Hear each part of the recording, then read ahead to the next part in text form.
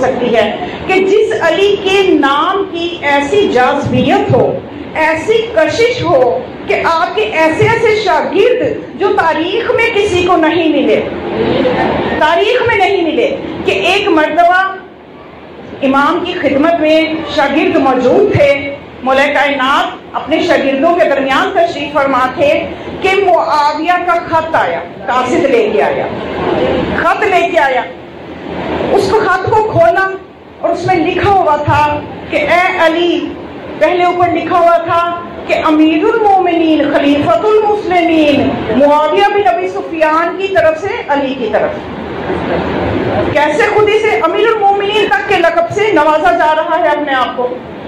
اچھا، جب یہ لکھ کے نیچے صرف اتنا لکھا کہ اے علی، جنگ جمل میں آپ نے جو چاہا ام المومنین حضرت عائشہ کے ساتھ یا صحابہ رسول طلحہ و زبیر کے ساتھ جو کچھ بھی کیا اپنی مرضی سے کیا، لیکن اب آپ جنگ کے لیے تیار ہو جائیں۔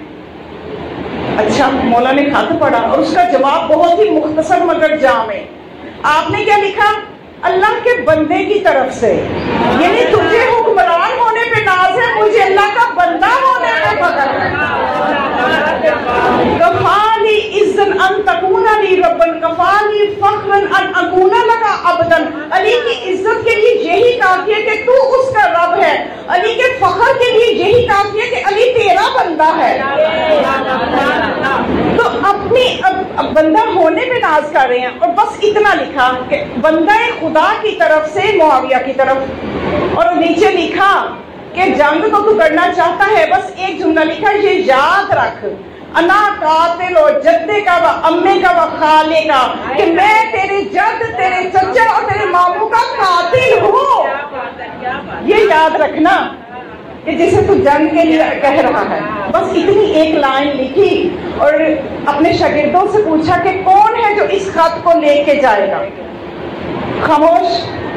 دوبارہ پوچھا تو تروی ماہ جو تھا وہ یہ آپ کا ایک شاگرد تھا اور خاص شاگرد تھا، یہ اٹھا، کہتے مولا میں اس خط کو لے کے جاؤں گا۔ مولا نے پوچھا اس کے اندر جو لکھا ہے اس سے واقف ہے؟ کتاب الاختصاص میں یہ واقعہ موجود ہے، آپ کے یقین کے لیے میں نام بتا دیتی ہوں، کتاب الاختصاص میں۔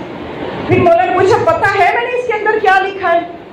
کہنے لگا مولا میں آپ جو بھی لکھا ہے میں لے کے جاؤں گا۔ پھر مولا نے فرمایا کہ دیکھ لو علی کے آبرو رکھ لینا۔ اب یہ خط لے کے شام گیا تو جب وہ جو تھا اپنے باغ میں ٹہل رہا تھا معاویہ، اس عمر بن عاص نے آ کے کہا کہ علی کا ایک خاص شاگرد تمہارے خط کا جواب لے کے آ رہا ہے۔ کہنے لگا اچھا یہ بات ہے تو میرا جو دربار ہے اس کو سجا دو، تاکہ اس کی سجاوٹ سے مرعوب ہو کے اس کی زبان میں لکنت آ جائے، کوئی بات ہی نہ کر سکے، روب میں آ جائے۔ اب اس نے خوب سجایا، جو ہی وہ اندر داخل ہوئے ترتیب ماہ داخل ہوئے، انہوں نے نہ پرواہ کی، مٹی سے آلودہ جوتے کلینوں میں لے کے اسی طرح جا کے تو بیٹھ گئے، پاؤں پھیلا کے بیٹھ گئے۔ اب یہ جو معاویہ تھا حاکم شام تھا، یہ بھی بیٹھا ہوا تھا پاؤں پھیلا کے۔ کسی نے اشارہ کیا تیرے ماں کیا کر رہے ہو، پاؤں کو سمیٹو۔ کہنے لگا وہ حاکم سمیٹے گا تو میں بھی سمیٹ لوں گا۔ یہ جرأت دیکھیے جو علی کی محبت سے دلوں میں آتی ہے۔ تو پھر اس کے بعد جو عمر عاص تھا جس کو ایون جینیس کہا جاتا ہے، جینیس تو وہ تھا لیکن ہمیشہ شیطانی مشورے دیتا، کہنے لگا عمر عاص ایون جینیس کہنے لگا اس کے کان میں، حاکم کے کان میں، کہ دیکھو یہ بیابانی مرد ہے، خزانے کا منہ کھول، پھر اس کی زبان بند ہوگی۔ اب اسی وقت معاویہ نے کہا کہ چلو اس کو 30,000 درہم میرے خزانے سے لا کے دیے جائیں۔ اب جو 30,000 درہم پاس رکھ دیے تو اب اس سے معاویہ بہت ہی آرام سے آ کے کہتے اب بتا تو کس کی طرف سے کس کے پاس آیا ہے؟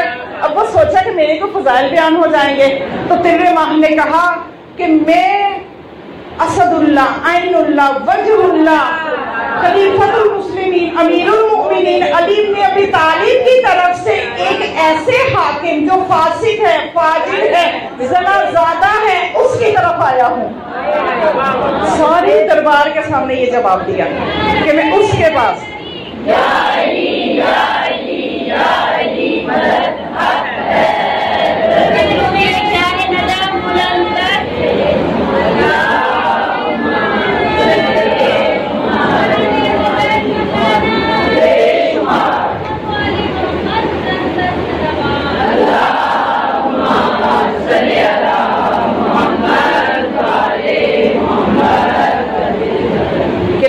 اختصاص میں دیکھ لیجئے گا، میں بار بار کہہ رہی ہوں تاکہ معرفت ہو سکے کہ جن کو علی سمجھ میں آ جاتا ہے تو کس منزل پہ پہنچ جاتے ہیں۔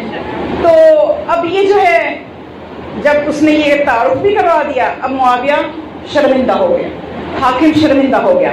اب کہنے لگا اچھا چل دے مجھے خط کا جواب کیا بھیجا ہے علی نے۔ تو اس نے کہا ایسے خط تھوڑی حوالے کروں گا، پہلے اپنے قد کے حساب سے کھڑا ہو، اپنے ہاتھ پھیلا، میں اپنے مولا کا خط چوم کے تیرے حوالے کروں گا۔ کہنے لگا اچھا مجھے نہیں دینا تو پھر امر آس کو دے دے، اس کے حوالے کر دے۔ کہنے لگے کہ نہیں امر آس کو بھی نہیں دوں گا، خائن حاکم کا جو وزیر ہے وہ بھی خائن ہی ہے، خائن کے حوالے میں خط نہیں کروں گا۔ پھر اس نے کہا اچھا میرے بیٹے یزید کے حوالے کر دے۔ تو کہنے لگا شیطان کے بیٹے جو شیطان کے چیلے اور بیٹے وہ بھی شیطان ہی ہوتے ہیں۔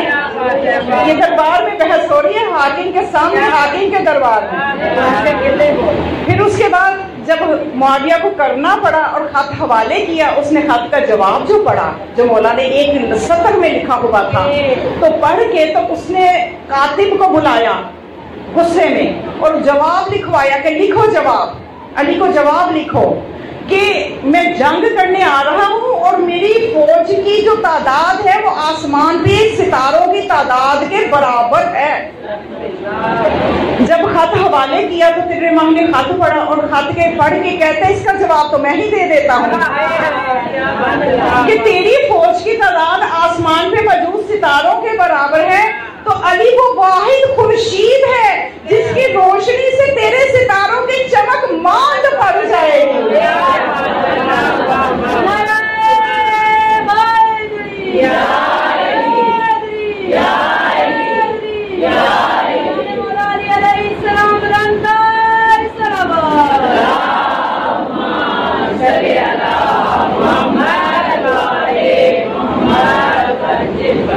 خط کا جواب لیا اور 30,000 درہم وہیں چھوڑے اور تیرے ماہ واپس آ گئے۔ یہ ہے کہ جن دلوں میں علی کا جوش ہوتا ہے، تو میں کہتی ہوں کہ پھر جن رگوں میں علی کا خون ہوگا ان کی جلالت کا کیا عالم ہوگا، ان کی فصاحت و بلاغت کا کیا عالم ہوگا۔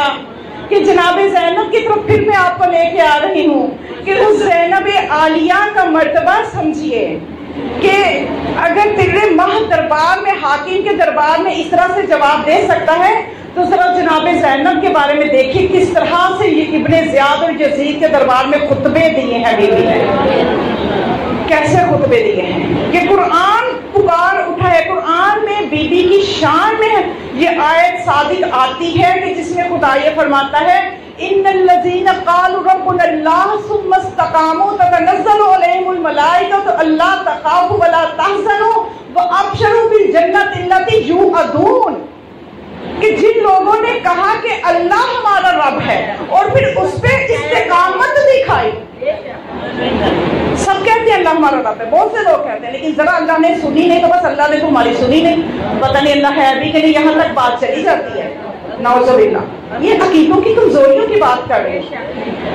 ہم لوگ تو دامن آل محمد سے وابستہ ہیں، ہم ایسا سوچ بھی نہیں سکتے، لیکن میں عام مسلمانوں کی بات کر رہی ہوں کہ یہاں تک فوراً ہی اللہ سے عقیدہ ہی خراب کر دیتے ہیں۔ لیکن خدا کیا فرماتا ہے کہ جنہوں نے ایک دفعہ کہہ دیا کہ اللہ ہمارا رب ہے اور پھر اس پہ استقامت دکھائی تو ان کو پھر اللہ کی طرف سے ملتا کیا ہے، ان پہ فرشتے نازل ہوتے ہیں۔ اور دنیا کے ذہنوں کی چھوٹی اور موٹی عقلیں آج تک اسی بحث میں ہیں کہ آل محمد کو کیا کہنا، علیہ السلام کہنا یا رضی اللہ کہنا۔ یہ ابھی بندہ ابھی خدا عام مومن کی بات کر رہا ہے کہ اس مومن پہ اگر کوئی مومن بھی استقامت دکھا دے تو اس پہ بھی فرشتے نازل ہوتے ہیں، اور انہیں نہ کوئی خوف ہوتا ہے نہ کوئی حزن ہوتا ہے، اور ان کو بشارت دے دو اس جنت کی جس کا ان سے وعدہ کیا گیا ہے۔ تو یہ عام بندے بھی اگر اس لیول تک اپنے آپ کو لے آتے ہیں تو اتنا کچھ ملتا ہے۔ تو اس آیت کی جو عین مصداق جناب زینب عالیہ نظر آتی ہے کہ جب ابن زیاد کے دربار میں ابن زیاد نے بہت کوشش کی کہ یہ علی کی بیٹی ہے اس کے منہ سے ایک دفعہ کوئی ایسا جملہ نکلا ہے جو خدا کے خلاف ہو، جو اللہ کی توحید کے خلاف ہو، جو اللہ کی شان کے خلاف ہو. اس نے پوری کوشش کی. اس نے کیا کہا؟ اس نے کہا کہ دیکھا اللہ نے تمہارے خاندان کے ساتھ کیا کیا، کیا کیا تمہارے خاندان کے ساتھ. تو بی بی سنتی رہی اس کی باتیں. بی بی نے عارفانہ، مدبرانہ، حکیمانہ اور مختصر ایسے جملے فرمائے کہ تاریخ میں سب ہے، تاریخ روشن ہو گئے. بی بی نے فرمایا کہ کد قائد کہ تو جتنی مرضی چالیں چل رہے، جتنی مرضی سیاستیں کر رہے، تو میرا اور میرے بھائی کا اور محمد والے محمد کا ذکر مٹا نہیں سکتا. اور بی بی نے فرمایا یہ تو کہتے ہیں نا کہ اللہ نے ہمارے خاندان کے ساتھ کیا، تو اس کا بھی جواب سن لے کہ تو جو مرضی کہتا رہے، لیکن اگر مجھ زینب سے